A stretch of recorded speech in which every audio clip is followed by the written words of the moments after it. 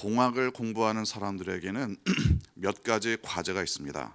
예를 들어 공학이라는 학문 자체가 어떤 문제를 실현 가능한 방법으로 해결하는 데에 목적이 있습니다. 그러니까 만약 기계공학을 한다, 그래서 어떤 자동차의 엔진을 개발해야 된다, 그러면 이것을 실현 가능한 방법으로 엔진을 개발해야 됩니다. 만약에 자동차 엔진을 개발하는데 몇십조 원의 돈이 들어간다, 그리고 예를 들어 기간이 한 30년 걸린다, 이거는 가능한 방법이긴 하지만 공학적인 의미에서는 의미가 없는 방법입니다. 너무나 많은 돈이 들어가고 너무나 오랜 시간이 들어가면 공학적인 측면에서는 실현 가능한 방법은 아닙니다. 경제적으로도 문제가 많고 시간도 문제가 많다, 이게 공학에 있어서 대단히 중요한 면입니다. 또 한 가지 중요한 과제가 있습니다. 영어로 말하자면 user friendly라는 개념입니다. user는 말하자면 사용하는 사람이고, friendly라는 것은 쉽게 이해할 수 있고 접근할 수 있다는 뜻이겠죠. 간단한 예를 들어보면 여러분이 지금 사용하시는 스마트폰 같은 경우는 이게 유저 프렌들리의 대표적인 방법입니다. 뭐냐면 이 스마트폰 하나에 굉장히 복잡한 기술들이 집약되어 있습니다. 컴퓨터가 이 스마트폰에 들어가 있고, 또 사진기도 들어가 있고, 또 여기에 전화기도 들어가 있고, 굉장히 복잡한 기술들이 이 자그마한 기계 속에 다 들어 있습니다. 그런데 만약 이 스마트폰을 사용해야 되는데 아주 전문가적인 지식이 필요하다, 그러면 이건 너무나도 비싼 장난감에 불과합니다. 최대한 이 스마트폰을 개발하는 사람들은 사람들이 어떻게 하면 쉽게 사용할 수 있겠느냐, 이걸 고민하면서 스마트폰을 개발합니다. 물론 여전히 스마트폰은 전화를 걸고 받는 데에만 쓰시는 분들도 계시지만, 분명히 이것을 사용하고자 하는 사람들에게 최대한 이해를 쉽게, 또한 사용하기 쉽게 그렇게 만드는 개념이 공학적인 개념에서 볼 때 유저 프렌들리라는 개념입니다. 누가 쓰느냐, 이걸 고민하는 것은 사실 공학에서만 한정되는 개념은 아닙니다. 사용하는 사람이 누구냐, 이걸 배려하고 준비하는 것, 이건 딱딱한 기술에만 적용되는 것은 당연히 아닙니다.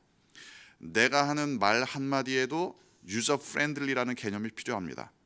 나는 그냥 내가 평소 하는 말대로 내가 이해할 수 있는 방법으로 말을 했는데 상대방이 못 알아듣는다, 이건 유저 프렌들리한 게 아닙니다. 어떻게 하면 내가 생각하는 그 내용을 상대방도 잘 이해할 수 있도록 단어라든가 또 말의 빠르기라든가 또 표현들을 사용할 거냐, 이게 말하자면 상대방과 대화를 나눌 때 유저 프렌들리한 방법으로 대화를 나누는 겁니다. 이 유저 프렌들리라는 개념은 사실 우리의 모든 일상 가운데에서 대단히 중요한 개념입니다. 고민해야 합니다. 심지어 우리의 믿음에 있어서도 유저 프렌들리라는 개념은 대단히 중요합니다. 믿음에 있어서 유저 프렌들리라는 개념은 두 가지 방향으로 적용이 될 수 있습니다. 하나는 우리를 사용하시는 하나님께 프렌들리 해야 합니다. 하나님께서 우리를 사용하시는데 저놈은 뭔가 복잡하다, 저놈은 사용하기가 곤란하다, 이러면 얼마나 하나님께서 우리와 동행하시는 게 어려우시겠습니까? 또 다른 하나의 방향은 내가 섬기고 사랑하는 사람들이 그 섬김과 사랑을 잘 이해하면서 받도록 우리가 고민해야 합니다. 우리가 사랑하고 돕겠다고 하는데 상대방은 그걸 이해를 못한다, 그걸 받아들이지 못한다. 물론 그 사람이 잘 준비되지 않아서 받지 못할 수도 있겠지만, 내가 그 사람에게 접근하는 방식이 굉장히 유저 프렌들리 하지 않을 수도 있습니다. 심지어 내가 전도할 때도 전혀 교회에 대해서 모르고 하나님에 대해서 모르는데 아주 복잡한 신학적인 용어를 사용하면서 그 사람에게 전도를 한다, 그 어려운 이야기가 될 겁니다. 그 사람이 이해할 수 있는 방식으로, 그 사람이 이해할 수 있는 단어들을 사용해서 하나님의 사랑을 전달하는 것이 바로 내가 섬기고 사랑하는 사람들이 받을 수 있는 방법으로 전도를 하는 겁니다. 오늘 성경 본문 말씀을 보면 이제 예수님께서 이 땅에서의 사역을 마무리하시고 십자가를 지시기 위해 예루살렘으로 이동하시는 본문입니다. 본문 말씀 28절을 보면 이 말씀을 마치셨다. 이건 이제 마지막 때의 심판에 대한 예수님의 비유의 말씀이었습니다. 여기까지 마무리를 하시고 이제 예루살렘을 향하여 십자가를 향하여 예수님이 이동을 하셨습니다. 그런데 이동을 하신 다음에 예수님이 이 제자들에게 좀 이상한 말씀을 하셨습니다. 좋게 얘기하자면은 이제 이 십자가의 길을 예비하는 것이지만 좀 어떻게 잘 그 상황을 모르는 사람 입장에서 보면은 예수님이 제자들에게 도둑질을 시키는 것처럼 보일 수도 있습니다. 자, 29절과 30절을 이어서 보면 내용이 그렇습니다. 제자들 중에 2명을 예수님이 따로 맞은편 마을로 보내십니다. 거기 가보면 아직 아무도 타보지 않은 나귀 새끼가 매여 있을 것이다. 그걸 풀어서 끌고 와라. 좋은 말씀인 것 같지만 잘 보면 아무 말도 안 하고 그냥 끌고 오는 겁니다. 도둑질을 시키는 것이 아닌가? 대단히 당황스러울 수도 있습니다. 그런데 예수님께서 그냥 끌고 오라 이걸로 끝나시는 것이 아니라 제자들에게 이런 설명까지 하시죠. 31절, 만약 누가 물어보면 이렇게 대답하라. 주께서 쓰시겠다.